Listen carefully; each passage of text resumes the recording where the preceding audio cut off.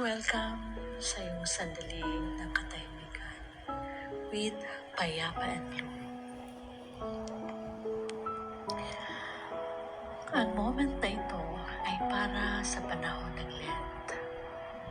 Isang panahon ng pagninilay, pagbitaw, at pagbabalik loob. Humanap ng komportableng posisyon. Maaari kang umupo.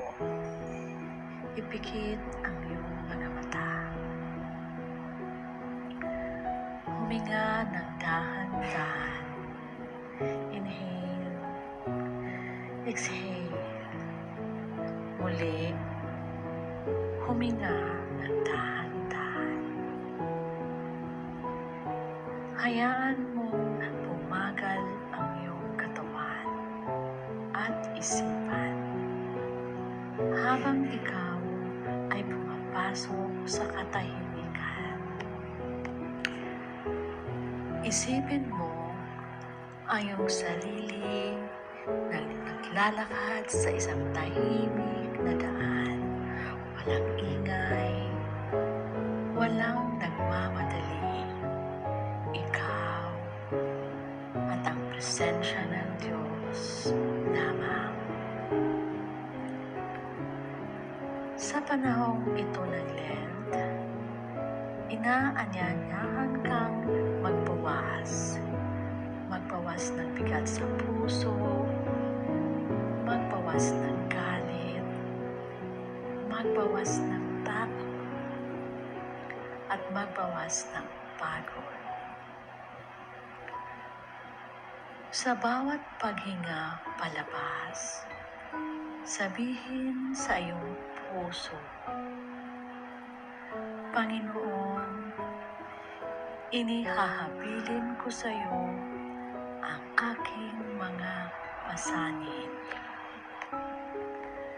Isipin mo ngayon ang isang bagay na matagal mo nang dinadala.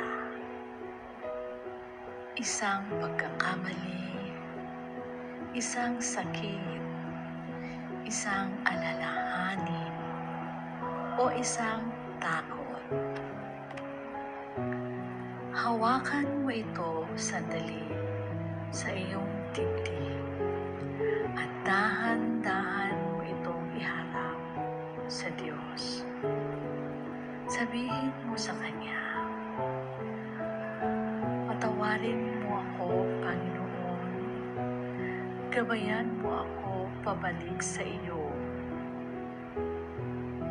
Habang ikaw ay nanatiling tahimik, damhin ang liwanag na bumabalot sa iyong puso. Manayad, mainit, at mapagpatawad.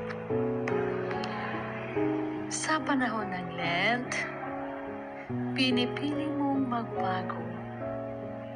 Hindi dahil sa takot, kundi dahil sa pag-ibig. Unting tahimik sa iyong puso. Pinili kong maghilo. Pinili kong magbalik loob. Pinili kong magmahal.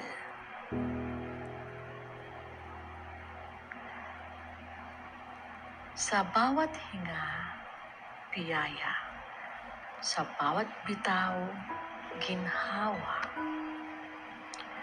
Habang dahan-dahan kang bumabalik sa kasalukuyan, ipaalala sa sarili, ang Lent ay hindi lang panahon ng sakripisyo. Ito ay panahon ng pag-asa, panahon ng paghilo, panahon ng panibagong simula. Ikaw ay minamahal. Ikaw ay pinapatawad. Ikaw ay patuloy na binabago ng grasya.